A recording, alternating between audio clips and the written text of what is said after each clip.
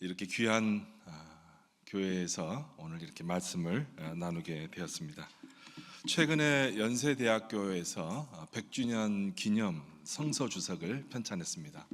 원래 예정했던 시간보다 조금 지체가 됐습니다만은 저도 거기에 참여해서 빌립보서 빌레몬서를 집필했습니다. D-Day를 정해놓고 계속 이끌어 주시는 분 덕분에 이거를 무사히 마치긴 했습니다. 무사히라는 말이 맞는 것 같습니다. 참 부족함을 많이 느꼈습니다. 10년 이상을 붙들고 있었는데도 이 바울의 이 신학의 세계가 얼마나 넓고 큰지를 그래서 잘못 잡았구나 이런 생각을 했었습니다. 또 2권이나 되다 보니까 빌레몬서는 짧은 한 장인데도 불구하고 다시금 그 주석을 쓰기 위해서 수많은 또 책들, 주석서들을 또 찾아 헤매면서 고민했던 그 시간들이 있었습니다. 그 가운데 제가 말씀을 이렇게 쭉 살피고 준비하는 중에 특별히 오늘 이 본문의 2장 12절의 말씀에서 가슴에 깊게 와닿았습니다. 그래서 오늘 그 말씀을 좀 여러분과 함께 나누고 또 12절에서 16절 그 본문을 중심으로 같이 한번 상고하고자 합니다.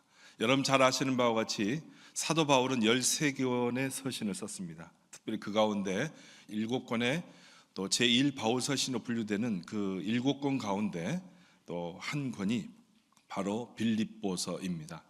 여러분 빌립보 교회를 여러분들이 혹시 성지순례 때 방문하신 분이 계신지 모르겠습니다. 그리스 북부 지역에 놓인 교회입니다. 지금으로 우리가 분류한다면 유럽의 최초의 교회가 바로 빌립보 교회입니다. 근데 그 교회가 세워지고 사도 바울이 복음을 전하고 그 가운데 헌신하는 많은 지도자들이 함께함으로써 교회가 든든히 서간 것을 볼 수 있습니다. 그런데 이제 바울이 로마 제국 치하에서 여차저차해서 결국 감옥 속에 갇히게 되고 감옥 옥중에서 편지를 쓰는 그 가운데 이 빌립보 교회를 생각하면서 지나온 시간을 더듬어 보면서 그곳에 있는 성도들을 떠올리면서 이 서신을 기록했습니다. 옥중에서 쓴 서신이라고 해서 옥중서신이라고 불리는 이 빌립보서 말씀을 옥중에서 썼다는 것을 염두에 두시면서 한번 생각해 보시기 바랍니다. 여러분 옥중에서 편지 쓰면서 한가하게 이런저런 소리 할까요? 그렇게 하진 않을 것 같습니다. 꼭 필요한 이야기. 내가 여기서 죽을 수도 있겠구나. 그렇다면 죽기 전에 내가 남길 수 있는 유언과도 같은 말씀을 증거한다면 무엇을 남겨야 할까? 여러분은 어떤가요? 여러분에게 오늘 하루가 주어진다면, 오늘이 여러분에게 주어진 마지막 주일이라면 우리가 이 주일날 어떤 마음가짐으로 예배를 드리게 될까요? 어떤 한 유명 배우가 인터뷰하는 내용을 봤습니다. 어떻게 그가 그렇게 훌륭한 배우가 될 수 있었을까 보니까 자기는 항상 오늘 하루가 자기에게 마지막인 것처럼 설정하고 모든 일에 임한다고 합니다. 그래서 그 사람을 만날 때도 건성건성 대하지 않고 그 한 분 한 분을 귀하게 여기면서 최선을 다해서 자신의 마음과 정성을 쏟는다는 그런 말을 들었는데 참 가슴이 울리더라고요. 실은 오늘 아침 새벽에 말씀과 연관된 혹시 내용이 없나 하고 유튜브를 좀 살피는 중에 그 내용을 보게 됐습니다. 여러분 사도 바울이 절박한 가운데 이제 교회를 향해서 쓰는 이 편지 그 내용을 마음속에 염두에 두면서 여러분 기억해서 쓰면 좋겠습니다. 옥중에서 그가 옥바라지를 해줬던 에바브로디도를 기억합니다. 그를 빌립보 교회가 이제 리더십에 여러 가지 혼란이 있고 그리고 갈등이 있다는 말을 듣고 그 교회로 돌려보낼 지도자로 에바브로디도를 떠올려서 추천하고 청거하는 내용이 나오고요.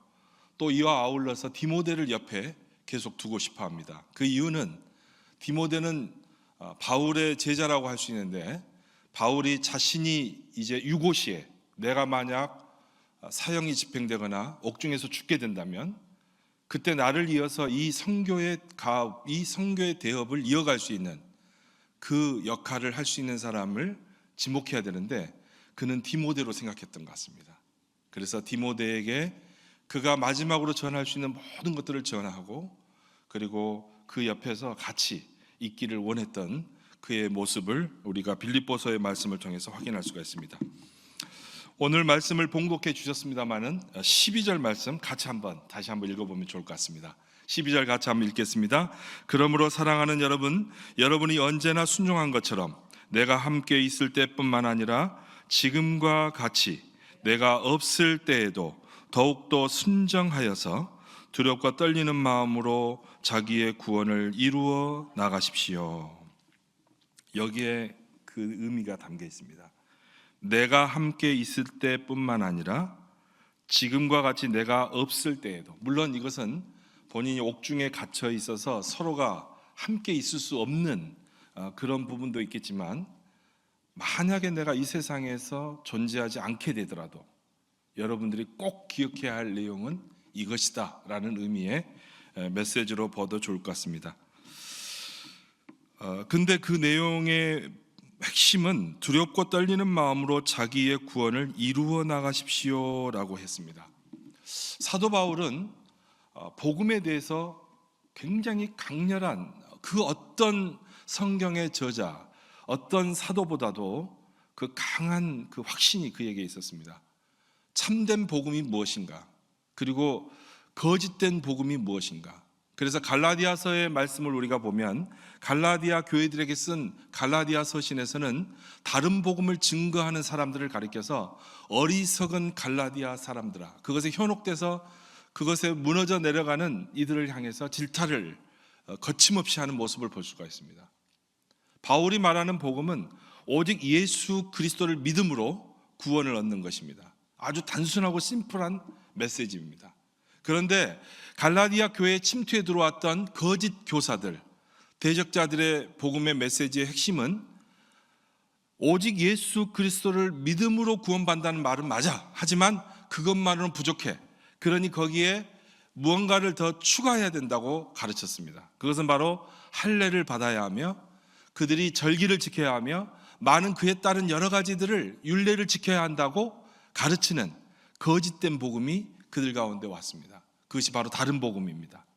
그런데 이 다른 복음에 대해서 사도 바울은 아주 엄중하게 경고했고, 그것을 따르지 말 것을, 할례를 받고자 하는 자들은 그 할례를 받았던 그 신체 부위까지 제거하라고까지 하면서 아주 경론을 펼치는 것을 볼 수가 있습니다. 그런 사도 바울이 오늘 이 본문에서 두렵고 떨리는 마음으로 자기의 구원을 이루어 나가십시오, 이렇게 말했다는 것이 조금은 약간 좀 낯설게 느껴집니다. 구원이라고 하는 것을 이루어 나간다. 우리가 좀 자칫하면 구원을 우리가 이룰 수 있는 것처럼 이렇게 착각할 수가 있다는 거죠. 개역 개정 성경에서는 이 부분을 이렇게 말했습니다. 항상 복종하여 두렵고 떨림으로 너희 구원을 이루라. 구원을 이루라. 구원을 이루라. 내가 구원을 이루어야 될 것처럼 이렇게 좀 오해할 수 있게 됐는데, 다행스럽게도 이 새 번역 성경은 자기의 구원을 이루어 나가십시오라고 하는데, 여기 약간의 뉘앙스에 좀 차이가 있습니다. 근데 이 단어를 가만히 찾아보니까요, 헬라어 언어로 봤더니 카텔 가조마이라는 단어를 썼는데, 이 구원을 이루다라는 표현을 구원을 결과로서 밝혀내라, 이런 의미로 번역할 수 있다는 점을 보게 된 것입니다. 우리가 구원받은 것을 우리의 삶의 결과로, 삶의 열매로 밝히 보여라, 이런 의미로 해석한다면 이 본문의 뉘앙스를 좀 더 살릴 수 있지 않을까.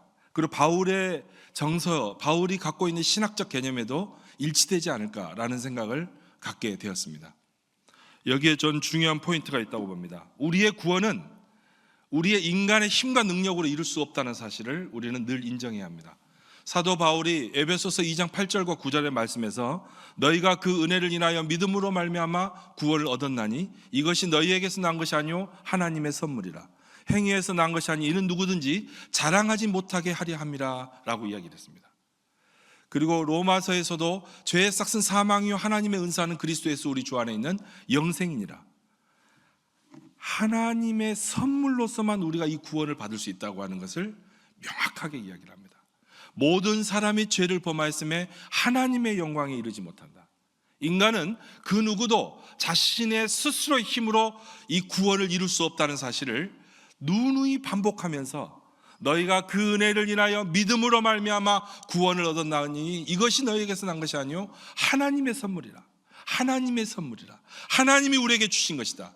구원은 인간의 힘으로 능력으로 거둘 수 있는 것이 아니라 전적인 하나님의 은총으로 우리에게 주어진다는 사실을 명확하게 명료하게 반복해서 이 서신 저 서신에서 강조하고 있다는 사실을 우리는 놓치지 않아야 될 것 같습니다. 그럼 구원이 뭘까? 구원은 마치 이것과 같은 것 같습니다. 이루어 나가십시오라는 이 부분을 보면 과정이 있는 것 같이 보인다 이겁니다. 즉각적 구원은 이루어집니다. 십자가의 한켠에 매달렸던 강도가 예수님께 나를 기억해달라고 할 때 너도 나와 함께 낙원에 있으리라. 이 말씀을 통해서 즉각적인 구원이 이루어진다는 겁니다. 그가 지금 십자가 위에서 내려오지 않고 어떤 착한 일, 선한 삶을 살지 않았지만 그는 즉각적으로 예수 그리스도의 전적인 하나님의 은총으로 그가 예수 그리스도를 믿음으로 구원을 얻게 되는 한 장면을 우리에게 펼쳐 보인다는 겁니다. 저와 여러분은 구원을 받으셨나요? 제가 어떻게 구원받았다고 말할 수 있겠습니까? 제 삶이 아직도 너무 부족한데요. 그러면서 우리가 겸손한 척 하는데, 물론 어떤 분이 그러더라고요. 오른손과 왼손 말고 겸손이 있다고 하더라고요. 그래서 겸손한 삶을 살아야 된다고 아주 유명한 PD 한 분이 요즘 굉장히 유튜버로 많이 활동하신 분인데 그런 이야기를 하더라고요. 굉장히 좋은 표현인 것 같은데 구원에 있어서만큼 겸손해서는 안 됩니다. 겸손하게 우리가 구원을 받아들여야 되지만 구원에 대해서 당신 구원을 받으셨습니까? 라고 말할 때 예수 그리스도께서 십자가에서 죽으심으로 주 예수를 믿으라 그리하면 너와 내 집이 구원을 얻으리라. 믿으라 그러면 구원을 얻으리라. 믿으십니까? 여러분, 저와 여러분이 구원에 대한 명확한 확신을 갖고 살아야 합니다. 마치 구원은 이것과 같습니다. 한 번쯤 여러분 들었을 텐데요, 박영선 목사님이 구원의 그 즉각성과 점진성이라는 그 책에서 남겼던 내용입니다. 마치 불타는 그 난로 가운데 장작더미가 타고 있는데 그곳에서 가만히 보니까 저것을 빼내면, 저것을 다듬으면 훌륭한 명작이 되겠다. 그래서 그 조각가가 그걸 발견하고 그걸 불덩이에서 불 속에서 그 장작더미 하나를 끄집어 내놓으면 그거는 타다 남은 하나의 장작더미가 됩니다. 불에 그슬린 상태로 참 초라한 모습입니다. 하지만 이 예술가의 눈에는 이것을 다듬으면 굉장히 뛰어난 작품이 나올 거라고 믿는 것. 하나님의 창조주께서도 바로 그와 같은 마음으로 우리를 대한다는 것입니다. 그래서 우리를 끄집어냈다면 그것은 바로 구원받은 것입니다. 그냥 여전히 볼품없고 초라합니다. 사람들도 아이고 이거 어디다 써먹어? 이렇게 형편없는 걸. 그렇지만 이미 그것은 구원을 받았다는 것을 말하는 것입니다. 구원받은 후에 우리가 다시 한번 그 이후에 다듬어가는 과정, 그것이 구원을 이루어가는 과정입니다. 13절 말씀은 바울이 이렇게 이야기를 합니다. 그렇다면 우리의 삶은 어때야 되는가? 같이 한번 읽어보겠습니다. 하나님은 여러분 안에서 활동하셔서 여러분으로 하여금 하나님을 기쁘게 해드릴 것을 염원하게 하시고 실천하게 하시는 분이십니다. 여러분, 우리가 염원하게 한다는 말은 우리를 향한 목적이라고 하는 용어로 이 유도키아라는 단어를 썼는데요, 하나님이 우리를 향하신 목적은 우리가 이 세상에서 하나님의 기쁘신 뜻, 하나님을 기쁘게 해드리는 삶을 살도록 우리를 창조하셨다는 것, 창조의 목적이 거기에 있다는 것을 이야기합니다. 그러면 이러한 일을 이루어가기 위해서 우리에게 필요한 것이 있는데 그것이 무엇인가? 우리의 삶의 태도입니다. 아까 언급해드린 김민식 PD라는 분이 지식 인사이드에서 이런 내용을 언급했더라고요. 그 긴 강의 중에 핵심 포인트 중에 하나는 이거였습니다. 지금 이제 챗 GPT가 모든 것을 대체하는 시대가 됐다는 거죠. 제가 최근에 이제 또 4월 달에 어디 이제 새 한글 성경에 대한 다음 세대 활용에 대해서 한번 글을 쓰라고 해서 한 20여 페이지 글을 썼습니다. 사례를 분석하고 어떻게 활용할까. 근데 그것을 제가 한번 챗 GPT에다 집어넣었어요. 요약을 해봐라. PPT를 한번 만들어봤더니 굉장히 짧고 굵게 선명하게 제시하더라고요. 근데 제가 활용 방법을 8가지로 설명을 했는데 자꾸 4개로 축소를 하는 거예요. 가만히 봤더니 정말 핵심이 4개더라고요. 저보다 더 똑똑해요. 그래서 제가 그대로 승복할까 하다가 자존심이 상하더라고요. 야, 그대로 다시 순서 그대로 요약해. 그렇게 명령해가지고 그걸 받아내서 그걸 따듬어가지고 PPT를 만들었습니다. 여러분, 이제 지식의 시대는 갔습니다. 한때는 또 지식이 부족하더라도 기술이 뛰어나면 기술의 시대가 모든 것을 대체할 수 있는 시대가 있었습니다. 그러나 이제는 지식의 시대도 가고 기술의 시대도 가는데 한 가지가 남는다고 그래요. 태도의 시대가 온다는 겁니다. 저는 여러분들이 어떤 삶의 태도로 살아가느냐, 이제는 AI가 대체할 수 없는 것, 그거 하나를 여러분이 지켜야 된다는 것입니다. 우리의 태도를 사수할 필요가 있다. 그럼 이 태도가 뭘까? 그냥 그 존재 자체가 100%인 사람. 우리가 대화를 나눠보면요, 우리 이주영 담임 목사님이 항상 만나면 저보다 나이가 적으신데도 제가 딱 대화를 나누다 보면 너무 진지하게 제 말씀을 받아들이니까 그 자리에 대화할 때는 100% 집중하게 돼요. 삶의 태도, 진지한 태도가 있기 때문에 그렇습니다. 그분을 또 만나고 싶어요. 또 대화하고 싶고. 그 가운데 있으면 허튼 것들이, 주변 것들이 끼어들어올 자리가 없습니다. 1대1로 인격적인 100%를 만나주기 때문에 그렇습니다. 저는 여러분들이 그런 분들이 될 수 있기를 바랍니다. 아무리 모든 것이 대체돼도 그것은 대체할 수 없기 때문입니다.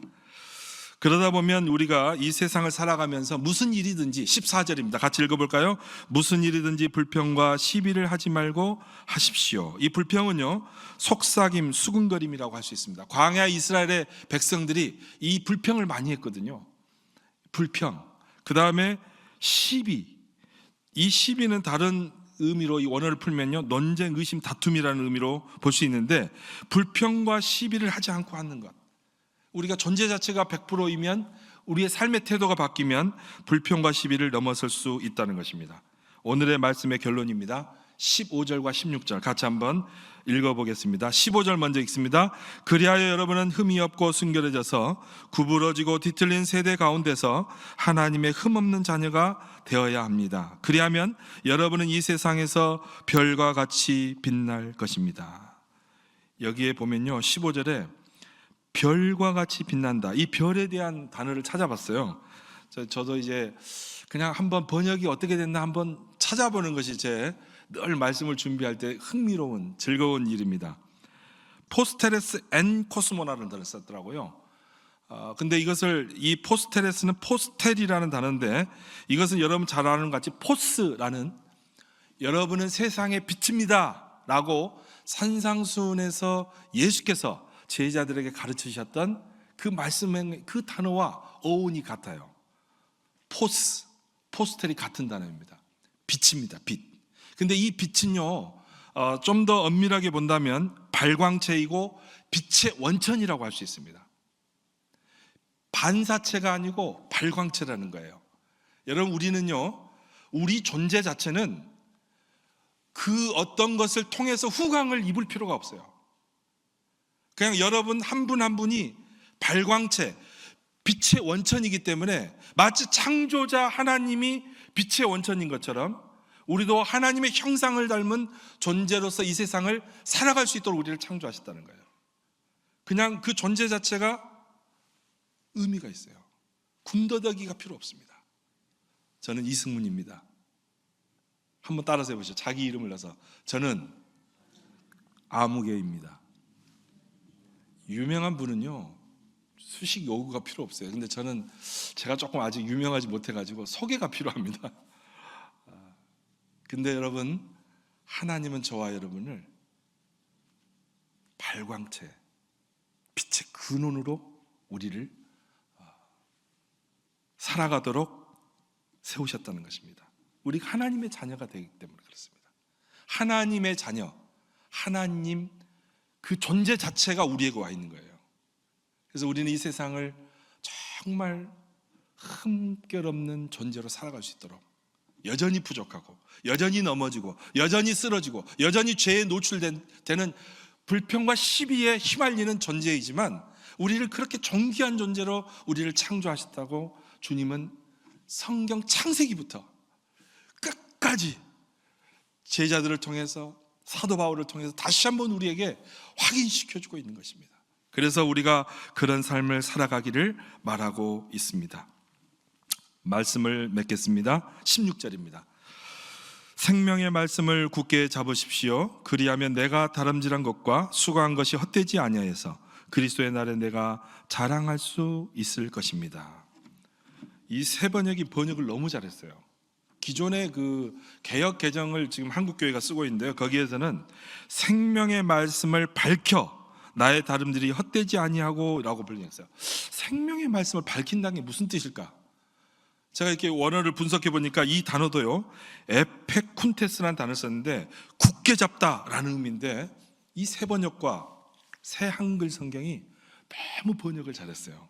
거기도 동일하게 그렇게 번역을 꼭 붙들고 있으십시오라고 새 한글 성경은 번역을 했더라고요. 근데 에페쿤테스, 굳게 잡아라, 생명의 말씀을 붙잡아라. 우리가 한 모든 수고가 헛되지 않기 위해서는요, 말씀을 붙들어야 됩니다. 여러분, 말씀을 붙들기 위해서 뭘 해야 될까요? 평소에 성경을 읽어야 되겠죠. 안 된다면 성경 공부 자리로 가시고요, 교회 밖이 아니라 교회 안에서 하나님의 말씀을 듣는 그 시간, 장소로 더 열심히 나가는 것이 우리에게 필요하겠다라는 것을 말씀하고 있습니다. 생명의 말씀을 굳게 잡으심으로 이 세상 속의 발광체처럼 승리하시는 저와 여러분 모두가 다 되시기를 소원합니다. 아멘. 기도하겠습니다. 하나님 감사합니다. 우리를 세상 속의 발광체로 살아갈 수 있도록 빛과 같은 존재로 우리를 이끄시는 주님을 찬양합니다. 감사드리며 예수님의 이름으로 기도합니다.